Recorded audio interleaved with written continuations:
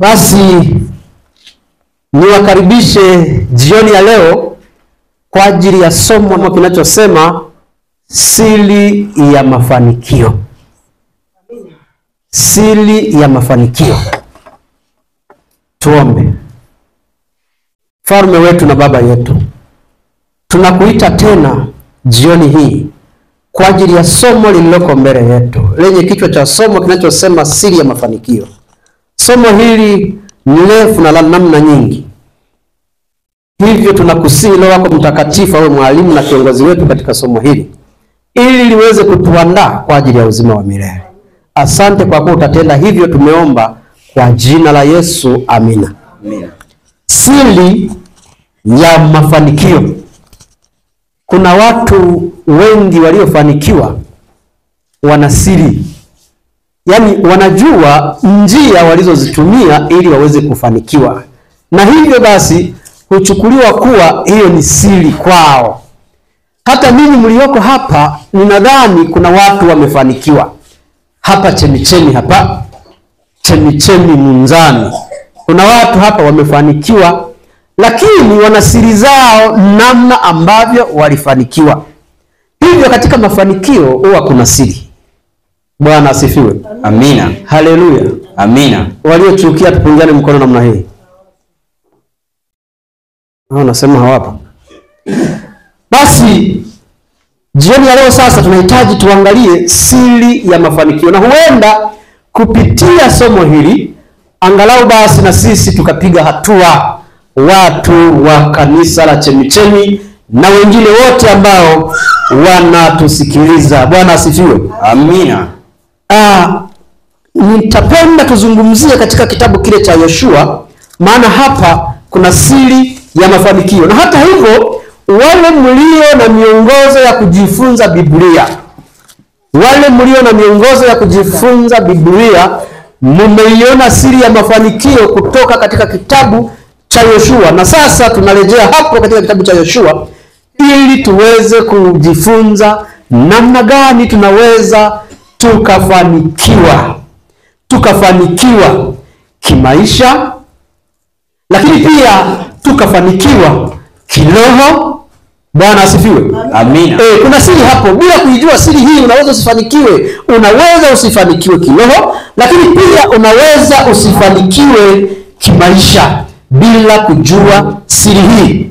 Sasa niwakaribisha sasa tuende pamoja katika kitabu kile cha waraka watatu wa Yohana. Msomaji unaweza ukatusomea hapo kuanzia fungu lile la kwanza. Ni kitabu cha waraka watatu wa Yohana sura ya kwanza na mstari ule wa kwanza. Ule mstari wa kwanza. Ndiyo. Neno la Bwana linasema. Linasemaje? Mzee kwa Gayo mpenzi.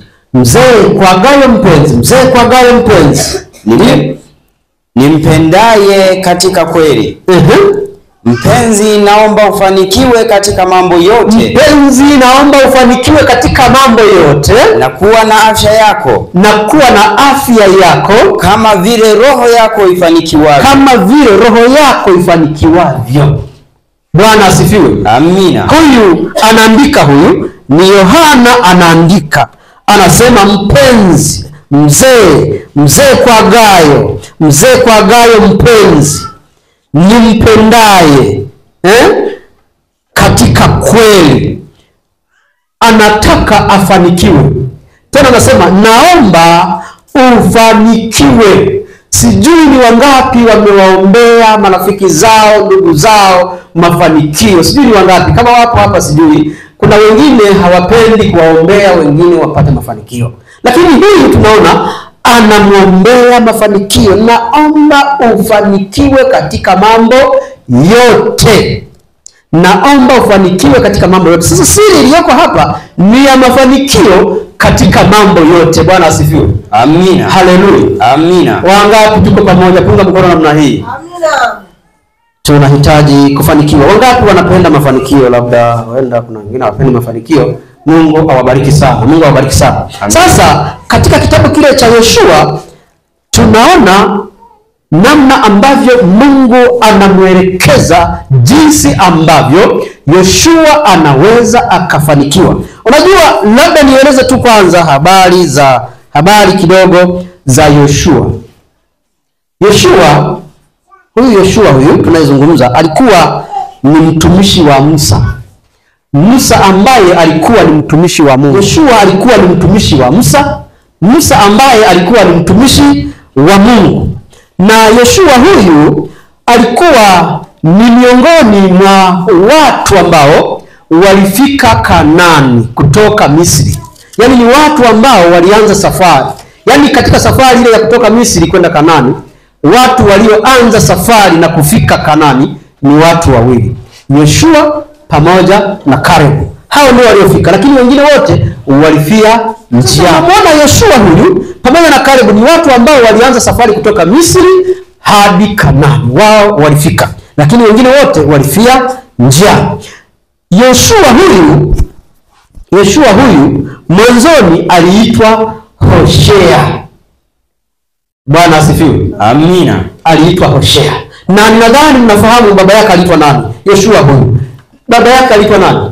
Yoshua mwana wa Nuni. Safi kabisa. Bwana asifiwe. Amina. Haleluya. Amina. Sasa Yoshua huyu alikuwa si mtu wa kawaida sana kama tunavyomsoma habari zake hivi haraka haraka kwa juujuu. Yoshua huyu alikuwa ni mtu ambaye alikuwa ni shujaa. Alikuwa ni mtu ambaye amemwandama Bwana kwa sababu amejifunza chini ya Musa. Bwana asifiwe. Na ukitaka kujua vizuri habari zake, unaweza ukajifunza pamoja nami. Tutaenda taratibu, tutamuona Yoshua huyu. Yoshua alijifunza chini ya Musa. Alikuwa ni mtumishi wa Musa, ambaye Musa alikuwa ni mtumishi wa Mungu. Lakini Yoshua huyu ni miongoni mwa wapelelezi 12. Wakati Israeli wanatoka Misri wanakwenda Kanaani, walipofika Kadesh, Musa alitafuta wapelelezi wa kwenda kuipeleleza nchi ya Kanaani. Wapelelezi 12. Kumbuka kuna wapelelezi wa aina mbili. Kuna wapelelezi wawili waliotumwa na Yoshua, lakini kuna wapelelezi 12 ambao walitumwa na Musa kuipeleleza Kanaani. Kwa hiyo Yoshua na Kalebu ni miongoni mwa watu 12 ambao walienda kuipeleleza nchi ile ya Kanaani. Na wakati wanakwenda kuipeleleza walitumia muda wa siku 40 wakiwa katika upelelezi wa nchi ile. Na kwa kweli lilikuwa ni agizo la Mungu. Mungu ndiye aliyetoa agizo kwamba wakapeleleze kwanza ili wajiridhishe, alafu walete habari. Wakati wakiwa kule Kanaani katika upelelezi huko ndani ya nchi ya maadui, maana wameambiwa wanakwenda kuirithi ile nchi, na wakati nchi hii ina watu ambao wanaikaa. Bwana asifiwe. Amen. Sasa wanatumwa hawa kwenda kule kuipeleleza. Je, jinsi ambavyo Mungu alivyotuelekeza na alivyotuagiza ndivyo ilivyo nchi hii? Na ni namna gani tunaweza tukawakabili watu hawa? Ni namna gani ambavyo tunaweza tukateka mateka katika nchi hii, na hata hivyo tukapata kuirithi nchi hii? Kwa hiyo wakaenda siku 40 wakiwa ndani ya Kanaani wanafanya upelelezi. Nchi ile ilikuwa ni nchi ya mafanikio. Mafanikio yote waliona kama walivyoelekezwa. Ni nchi ya maziwa na asali, ni nchi ambayo ina matunda, ni nchi ambayo ina rutuba, ni nchi nzuri. Sasa sikiliza, wakati wako kule Israeli walisubiri kwa hamu kubwa. Waliwasubiri kwa hamu kubwa ili walete taarifa kutoka katika nchi hiyo ambayo Mungu amewapa. Kwa hiyo walisubiri sana. Walipofika kutoka kule kupeleleza, walirudi kuleta taarifa. Hivyo basi waliwakusanya wana wa Israeli, na wana wa Israeli walikuwa na shangwe kubwa kusikia taarifa za nchi ambayo wanaiendea. Kwa hiyo walikuwa wana hamu sana kusikiliza. Na hiyo hata hivyo walitega masikio yao vizuri kusikiliza taarifa za nchi ile. Kama ingelikuwa ni wewe, nadhani ungekuwa na shangwe, ungekuwa na furaha, unasubiri taarifa. Huenda kuna wakati fulani na wewe uliwahi kutuma mtu kwenda mahali fulani ili akuletee habari. Kwa hiyo lazima uwe na matumaini. Lazima uwe na hamu ya kumsikiliza yule ambaye umemtuma kwenda kule, unasubiri kupata taarifa. Na akitokea akaja alafu akanyamaza, lazima mtakosana. Mbona ulikaa kimya? Mbona hukuniambia? Sasa hao walipokuja walileta taarifa. Ni wapelelezi 12. Wakaleta taarifa, wakakusanya umati ule, walipokusanya ule umati, wakaanza kuwaeleza juu ya habari ya Kanaani, namna ambavyo jinsi ilivyo. Kumbuka somo letu linasemaje? Siri ya mafanikio. Aha. Mungu awabariki. Sasa wakaanza kutoa taarifa ya namna ya nchi ile jinsi ilivyo. Wakasema kwa kweli nchi ile tumeiona ni nzuri sana. Ni nchi yenye rutuba nzuri. Ni nchi ambayo imejawa maziwa na asali.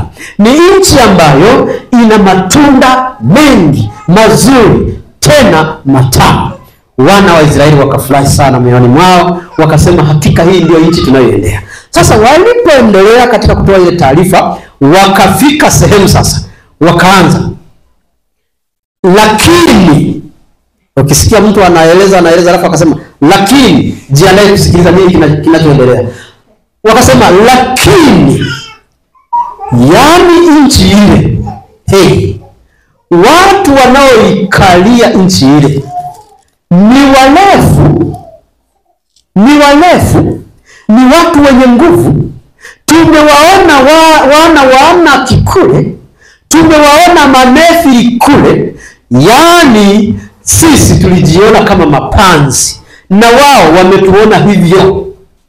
Kwa kweli nchi ile hatuiwezi. Fikiria, mwanzoni wameanza vizuri, wamekaa vizuri kabisa, wakaeleza. Na hata hivyo walipokuwa wakirudi hawakuja hivi hivi, walileta vielelezo.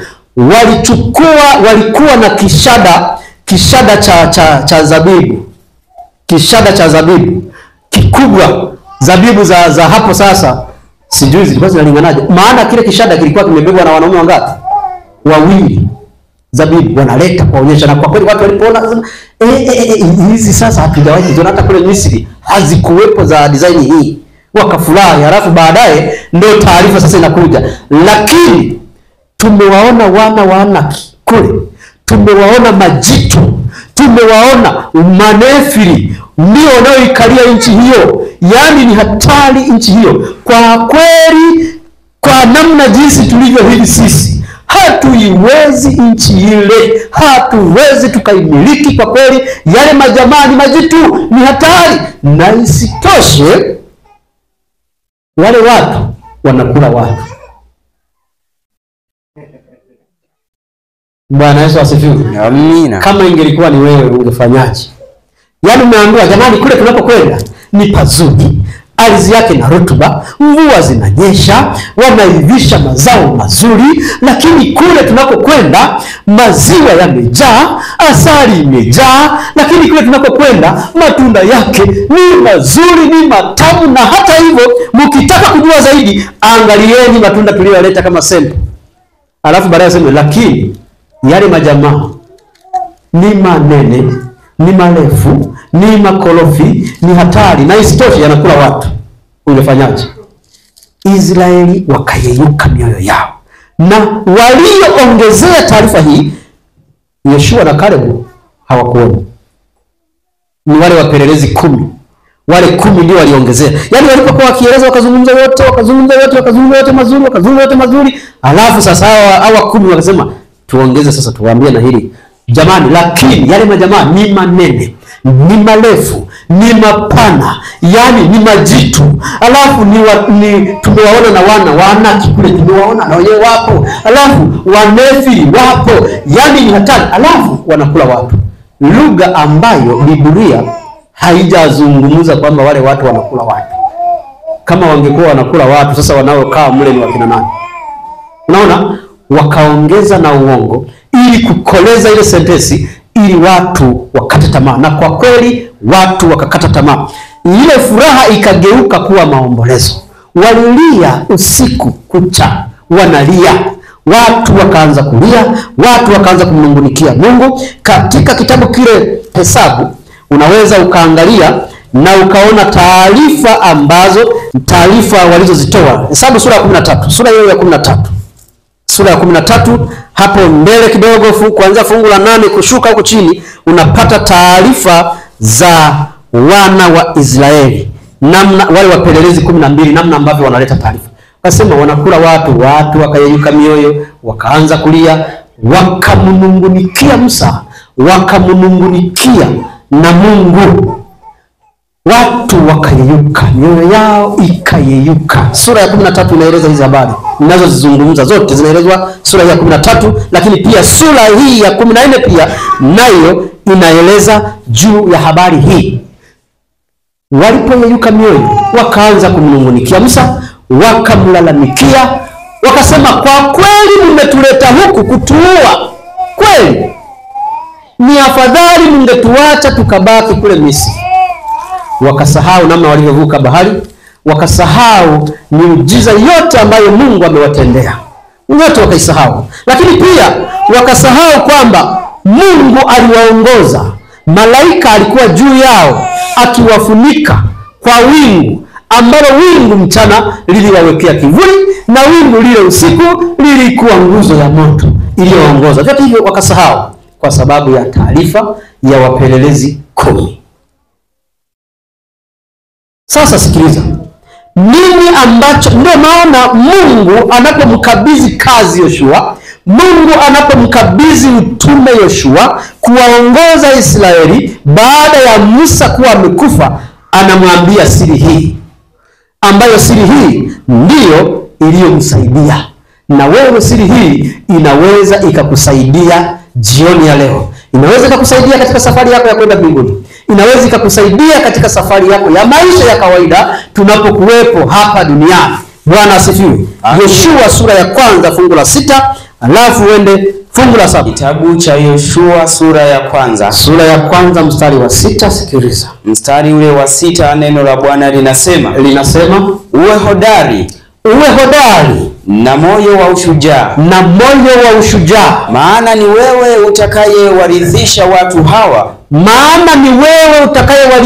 watu hawa, nchi hii niliyowapia baba zao, ya kwamba nitawapa. Fungu la 7. Uwe hodari tu, na ushujaa mwingi, uangalie kutenda sawasawa na sheria yote, aliyokuamuru Musa mtumishi wangu. Usiache kwenda mkono wa kuume au wa kushoto, upate kufanikiwa sana kila uendako. Hatukomea pale. Upate kufanikiwa sana kila uendako. Ili uweze kufanikiwa sana kila uendako, lazima uwe na mambo haya. Uwe shujaa, uwe na moyo wa ushujaa, lakini pia uwe hodari. Bwana asifiwe. Amina. Yaani walio wengi ambao wamefanikiwa wamekuwa na mioyo ya ushujaa, wamekuwa ni watu hodari katika mambo fulani. Usipokuwa na moyo mkuu, usipokuwa na moyo wa ushujaa, huwezi kufanikiwa hiyo safari ya kwenda mbinguni, au iwe ni safari ya maisha ya kawaida, huwezi kufanikiwa. Ninyi wenyewe ni mashahidi, kila mmoja akisimama hapa anaweza akatoa ushuhuda namna ambavyo amefanikiwa, alitumia njia gani. Atakwambia, ndugu yangu, inahitaji moyo mkuu. Kama ni mfanyabiashara, uwe na moyo wa ushujaa. Bwana Yesu asifiwe. Amina. Usimama mbele ya watu naanza, jamani karibu tupo. Wapendwa karibu sana. Hii ni ushujaa. Kwa hiyo uwe na moyo wa ushujaa. Kama ni safari ya kwenda mbinguni, lazima uwe na moyo wa ushujaa. Kwa sababu ni mambo mengi ambayo utakayokutana nayo njiani. Utakutana na vikwazo vya aina mbalimbali. Kama ni safari ya maisha ya kawaida, utakutana na vikwazo mbalimbali. Ndio maana Mungu anampa siri hii Hosea na Yoshua, anamwambia uwe shujaa, uwe hodari na moyo wa ushujaa, ili uweze kufanikiwa kimaisha. Iwe ni maisha ya kiroho, lakini iwe ni maisha ya kawaida, lazima uwe hodari na moyo wa ushujaa. Wengi waliofanikiwa wamefanikiwa kwa sababu wamekuwa na moyo wa ushujaa. Yaani inamaanisha hivi, Ukiwa ni mfanyabiashara, lazima uwe na moyo wa ushujaa, kusimama mbele ya watu, kuwakaribisha, kufikiri nini ufanye ili uweze kuwaleta pamoja hawa watu. Lazima uwe na moyo wa ushujaa, lakini pia lazima uwe hodari. Mtu hodari si mtu wa kawaida. Yaani hata ukisikia yule bwana ni hodari, huyo sio mtu wa kawaida huyo. Maana yake ana mambo fulani alionayo katika mwili wake. Ni shujaa, haogopi, ni jasiri. Mtu hodari ni mtu jasiri. Bwana asifiwe. Kwa hiyo ili uweze kufanikiwa, iwe ni safari ya kwenda mbinguni, lazima uwe jasiri. Iwe ni safari ya maisha ya kawaida, lazima uwe jasiri, kwa sababu kuna mambo mengi ambayo utakutana nayo. Vinginevyo basi hautafanikiwa. Bwana Yesu asifiwe. Amina. Haleluya. Amina. Hautafanikiwa. Yaani wewe jilelee tu kikawaida tu uone, hautafanikiwa. Mbinguni huendi, na hata hivyo hata maisha ya kawaida hutoboi. Msemo wa watu wa leo namna ambavyo wanavyosema kwamba hutoboi. Lazima uwe shujaa, uwe jasiri. Mtu shujaa ni mtu jasiri, mtu ambaye haogopi, Ukiogopa ukajielea hivi, matokeo yake yatakuwa ni mabaya ya maisha ya kawaida, lakini pia hata katika safari ya kwenda mbinguni. Uwe hodari, uwe na moyo wa ushujaa. Na hapa katika fungu lile la 7, soma sura ile ya kwanza mstari ule wa 7. Sikiliza kuna kitu anachokiongeza pale. Soma sura ya kwanza mstari wa 7. Ni kitabu cha Yoshua sura ya kwanza fungu lile la 7. Neno la Bwana linasema uwe hodari tu, na ushujaa mwingi, uangalie kutenda sawasawa na sheria yote aliyokuamuru Musa mtumishi wako. Usiache kwenda mkono wa kuume au wa kushoto. Usiache kwenda mkono wa kuume au wa kushoto, upate kufanikiwa sana kila uendako. Upate kufanikiwa sana kila uendako. Ili uweze kufanikiwa sana kila uendako, inahitaji kuwa na moyo wa ushujaa mwingi. Bwana asifiwe. Amina. Watu wa Chemichemi tunapaswa kuwa mashujaa. Amina. Haleluya. Amina. Tunapaswa kuwa na moyo wa ushujaa mwingi. Amina. Yaani hii haihitaji mpaka muwe wengi kwamba ndio muweze kufanya mambo makubwa. Hata mkiwa wachache mnaweza kufanya mambo makubwa. Mambo makubwa hayahitaji eti mpaka muwe wengi. Yule anayesubiri wawe wengi kwamba ndipo wafanye mambo makubwa amepotea. Huyo sio shujaa wala sio hodari, hana ushujaa mwingi, wala moyo wake ni wawoga. Kwa hiyo mambo makubwa yanategemea na ushujaa, yanategemea uhodari wa mtu, yanategemea ujasiri wa mtu. Lakini ukisubiri walio wengi, umekwama. Unaweza ukaangalia mfano wa hawa wapelelezi, walikuwa ni 12. Lakini wote 12 hawa walikuja kwa nia moja, wakaja wanashangilia, wamebeba mashada ya zabibu, wana matunda. Wanasema kulikuwa na matunda ya tini, kulikuwa na zeituni, kulikuwa na zabibu na matunda mengine komamanga na kadhalika, vyote vilikuwa vimejaa katika nchi ile. Halafu wanafika, wazo linakuja la kwamba wale watu ni wakubwa, ni warefu, ni wanefiri, ni wana wa Anaki, ni majitu, wanakula watu. Tayari hiyo habari ikapoteza yale matumaini yote waliokuwa nayo, ikapelekea hata wanaanza kumnungunikia Musa, mmekuja kutuua huku, mmekuja kuua na watoto wetu. Katika kitabu kile cha Hesabu sura ya 14, hebu soma sura ya 14 fungu la kwanza. Hesabu, sikiliza hii habari. Hesabu sura ya 14 na mstari ule wa kwanza. Hesabu sura ya 14 mstari wa kwanza. Neno la Bwana linasema mkutano wote wakapaza sauti zao wakalia. Mkutano wote wakapaza sauti zao wakalia. Watu wakatoka machozi usiku ule. Watu wakatoka machozi usiku ule. Fungu la pili. Kisha wana wa Israeli wote wakamnungunikia Musa. Wana wa Israeli wakamnungunikia Musa na Haruni wakisema, mkutano wote wakawaambia, ingekuwa heri kama tungalikufa katika nchi ya Misri. Ni heri kama tungelikufa katika nchi ya Misri. Au ingekuwa heri kama tungalikufa katika jangwa hili. Kwamba ni afadhali tungefia katika jangwa hili. Fungu la 3. mbona Bwana anatuleta mpaka nchi hii ili tuanguke kwa upanga? Mbona Bwana ametuleta nchi hii ili tuanguke kwa upanga? Wake zetu na watoto wetu, sikiliza, watakuwa mateka. Sikiliza hao wanaume bwana, wanachoanza kuzungumza. Eti wao hawajihurumii, wanaanza kusema wake zetu na watoto wetu wanaenda kuwa mateka. Je, ni afadhali turudi Misri? Ni afadhali turudi Misri. Fungu la 4. Wakaambiana na tumweke mtu mmoja awe akida, kwamba tutafute mtu mwingine awe kiongozi. Sikiliza hii habari ya wana wa Israeli. Wamekata tamaa, wameogopa kwamba kuna majitu, kuna manefili, kuna wanaki wanakula watu. Wanasema ni afadhali tuweke mtu mwingine awe akida. Tukarudi Misri. Turudi Misri. Fungu la 5. Bahari wangeivukaje?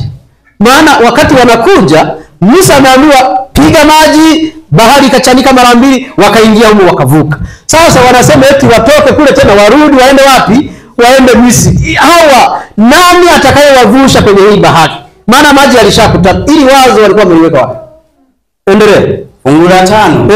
Ndipo Musa na Haruni wakaanguka kifudifudi mbele ya mkutano. Musa na Haruni watumishi wa Mungu wakaanguka kifudifudi mbele ya mkutano, huko hawajui wafanye nini.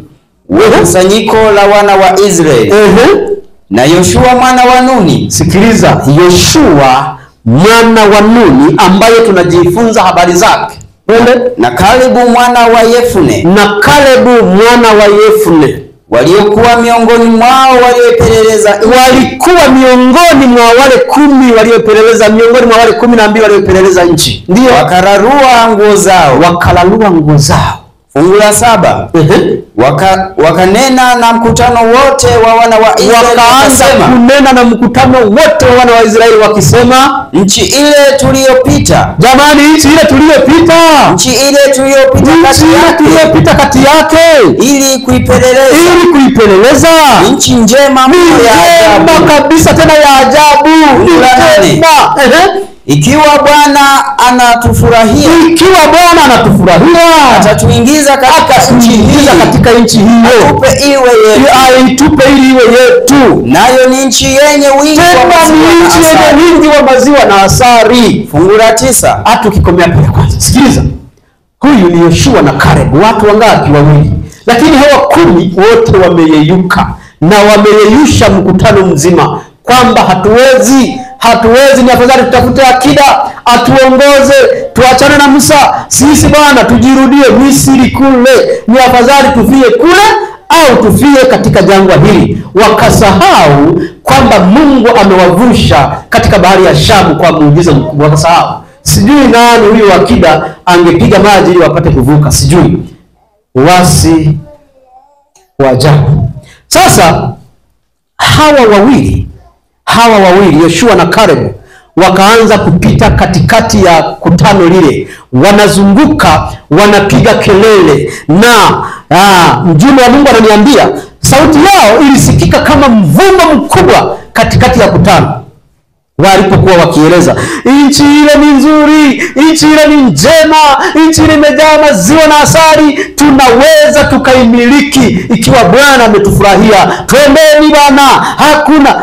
Ila haya anasema wewe, wasiwadanganye. Hawa wanawadanganya hawa, wewe. Hivi mliona wale majamaa anasema sasa mimi niliona manefi pale. Huyo anasema wana mimi niliwaona. Wewe unasema ni majitu. Wewe unasema alafu yanakula watu. Mioyo ya watu ikayeyuka. Mafanikio hayategemei wingi wa watu.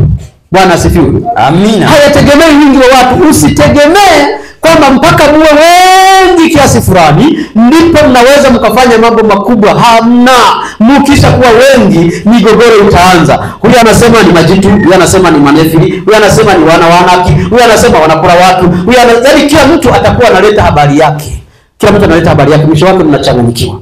Lakini watu wachache wana uwezo wa kufanya mambo makubwa mpaka walio wengi wakashangaa. Bwana asifiwe. Amina. Ili mradi tu uwe na moyo wa ushujaa, uwe na moyo hodari na ushujaa mwingi. Basi unaona watu wawili wanaleta habari njema kuliko watu wengi. Na ndio maana Ndio maana Mungu anapowaangalia, kwa sababu hawa wamesimama upande wake, unaona sasa tayari anamchukua Yoshua kuwa kiongozi baada ya Musa kuwa amefariki. Anamwambia uwe shujaa, uwe na moyo wa ushujaa mwingi, uangalie kutenda sawa sawa na sheria ya Mungu aliyemwagiza Musa mtumishi wangu. Unaona? Kwa hiyo na wewe hapa ulipo, usitegemee mpaka benchi zijae, usitegemee si mpaka tuwe wangapi. Wanakuwa wanasema tukiwa wengi tutafanya mambo makubwa. Hamna, mkiwa wengi mtaanza kuleta mambo mengi ya hovyo, na mambo mengine yatajiingiza humo, na wajanja wataingia humo na nini. Yaani wachache wanategemewa kufanya mambo makubwa. Bwana asifiwe. Amina. Haleluya. Amina. Usisubiri kwamba tukiwa wengi ndio tutajenga jengo kubwa kwa sababu tuko wengi. Hamna. Mkisha kuwa wengi mijadala inakuwa mingi. Huyu akijadili hivi, huyu anarudi hapa anajadili hivi. Huyu naye anajadili hivi. Huyu akitoka anasema, lakini niwaambie hilo jambo. Sijui. Mimi niangalia, niliona tu yule jamaa anavimba anasema tutaweza, lakini mimi nimwangalia ni kwa sababu yeye labda ila ninavyoona mimi nimeona nisiseme. Hapo sasa umeshafika pembeni kwa sababu ni wengi. Bwana asifiwe. Amina. Kwa nini mtu mmoja anafanya mambo makubwa sana? Kuta mtu mmoja amefanya mambo makubwa. Juzi wiki tulienda Karagwe. Tulienda kwenye mahafali ya shule moja ya Brighties. Ile shule ni ya mtu binafsi, ni Mwadventista Msabato, anaitwa Sebastian. Pale Karagwe, wale wa Karagwe tupungiane mikono namna hii. Na kwa na yule tulifika. Wamebarikiwa sana. Sasa ni mtu mmoja ana shule kuanzia nasari mpaka kidato cha 6. Mtu mmoja. Huyo ana sheri. Huyo ana store ya mapikipiki. Wale mnaotaka kununua pikipiki jamani, mkanunue kwa yule jamaa. Zipo zote, Sanya, Sanyeroji, Kingi, nini na kadhalika, zile mnazozijua, Fekoni na vingine, zote ziko pale zinapatikana. Lakini ana vitu vingine vingi. Ni mtu mmoja. Wakati sisi kununua gari ya milioni 300 imekuwa kesi hadi leo. Yaani hawa kumaliza kujadili hivi, wiki ile tulienda kuchangisha. Tulitumwa kwenda kupiga wito makanisani. Wengine wanaulizwa, hivi hiyo gari tutapanda au tukiwa na shida tutapanda kwenye hiyo gari au itakuwaje? Unaona? Lakini mtu mmoja amefanya mambo yale yote. Mtu mngapi? Mmoja. Lakini sisi tulio wengi tunashindwa. Kumbe haitegemei wingi wa watu kwamba ndio tufanye mambo makubwa. Hapana. Kuanzia leo anza kuwaza kufanya mambo makubwa. Bwana asifiwe. Amina. Uwe na moyo mkuu, moyo wa ushujaa, uwe hodari. Bwana asifiwe. Amina. Tukiwa mahodari tutafanya mambo makubwa. Ili mradi wewe jipe moyo kwamba hapa nakwenda, hapa ninasogea mbele. Yoshua alipokabidhiwa utume, nilikuwa nasoma habari hii. Nadhani na nyinyi mmesoma hii habari. Yoshua alipokabidhiwa utume, kuna jambo ambalo la kwanza lililofanyika kubwa, namna ambavyo walipokuwa katika ukingo wa mto Yordani. Kwa sababu nimeshaambiwa wewe tu uwe hodari. Biblia imesema uwe hodari tu. Sasa na mimi nasema uwe hodari tu, utaona. Bwana asifiwe. Wewe kuwa hodari katika mambo yale unayofikiria. Alafu mwingine akasema kadiri kile mtu anachokitenda ndivyo alivyo. Hiyo mnaifahamu? Yaani kile mtu anachokitenda ndivyo alivyo.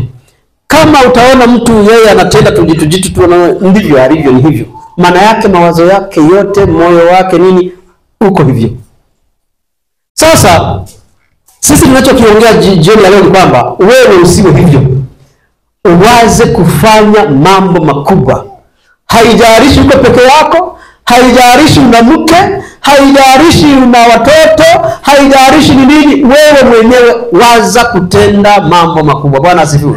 Amina. Haleluya. Wanawake wengine wanasema hii sina mume, yaani mimi mume wangu siwezi. Kwa hiyo anaona akiwa na mume ndiye anaweza akatenda mambo makubwa. Eti kwa sababu hana mume sasa, au mume wake labda yuko huko, kwamba hawezi kutenda mambo makubwa. wewe mwenyewe peke yako una uwezo wa kutenda mambo makubwa, ili mradi tu uwe hodari na moyo wa ushujaa. Bwana asifiwe. Amina. Haleluya. Amina. Yaani wengine hawajanielewa. Wengine hawajanielewa kabisa. Kwamba kutenda mambo makubwa si mpaka muwe wengi kiasi hicho. Si mpaka, hapana. Kuna vijana hapa wana mawazo kwamba siku akioa, siku nikioa nitanunua gari, nikishaoa nitatengeneza duka, nikishaoa nitanunua sijui na nini, nikioa hamna. Jinsi ulivyo, yani jinsi ulivyo, yani unavyowaza hivyo ndivyo ulivyo hivyo. Yani kama unawaza hapo, basi ni hapo hapo. Utatembea, utakomea pale pale. Bwana Yesu asifiwe. Amina. Haleluya. Amina.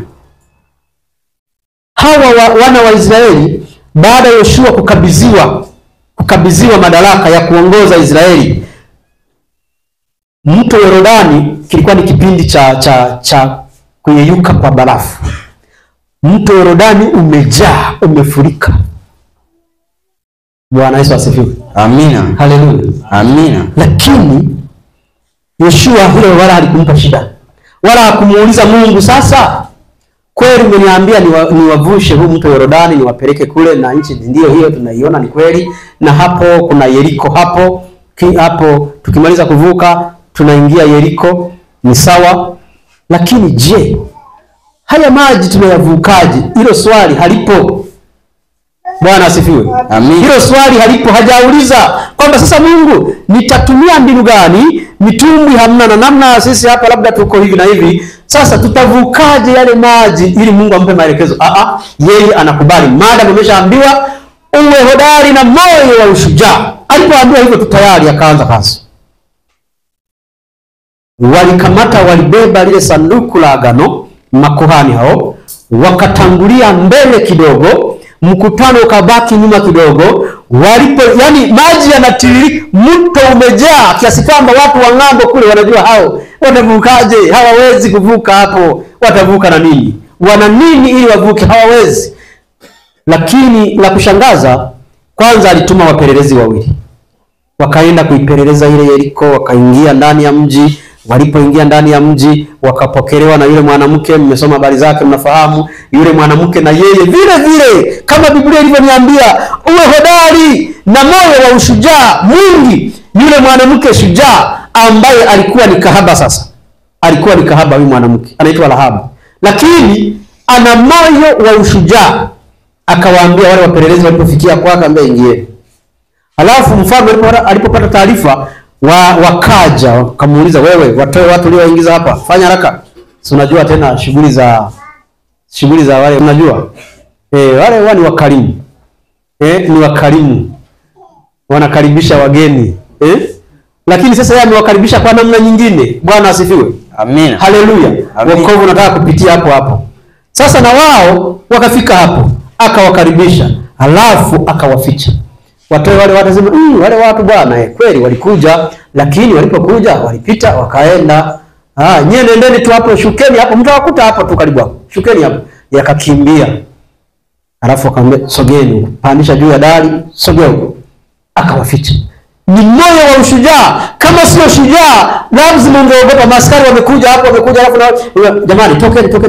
Mwende. Samahani, msinileteleze jamani, tafadhali sana. Msinileteleze. Nendeni. Hawa hapo.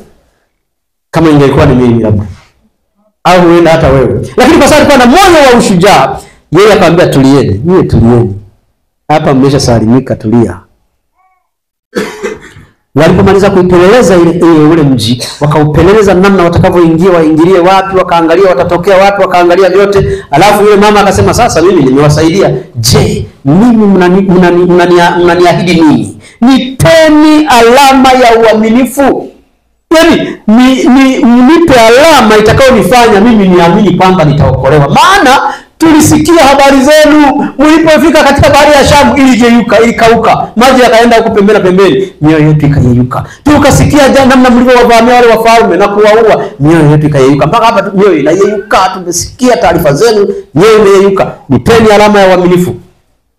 Ndio akamwambia, wewe tu la msingi fanya hivi, Utachukua ndugu zako na jamaa zako wote ingiza humo ndani, alafu utachukua kitambaa chekundu weka juu tayari.